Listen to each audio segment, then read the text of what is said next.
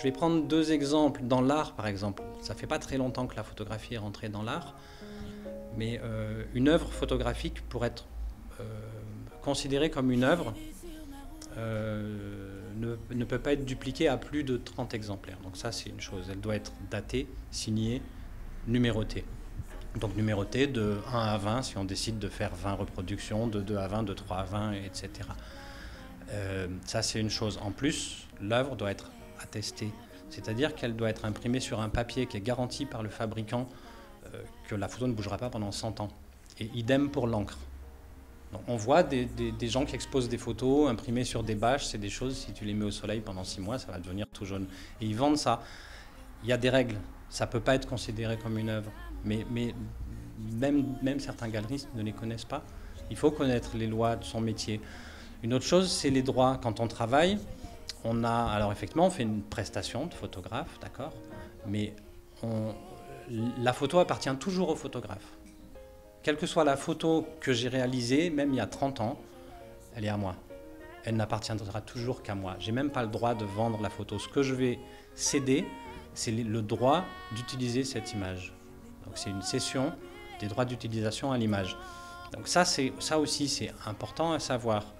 Et cette cession doit toujours avoir une durée dans le temps. Là, des clients m'appellent en me disant « Oui, d'habitude, les photographes avec lesquels on travaille, ils nous cèdent l'image sans limitation de durée. » Tu comprends? Alors, moi, ce que je leur réponds, c'est que cette photo, dans 80 ans, ils ne vont jamais l'utiliser. Tu vois? Et devant un tribunal, une photo qui a été cédée sans limitation de durée sera toujours ramenée à 1 an.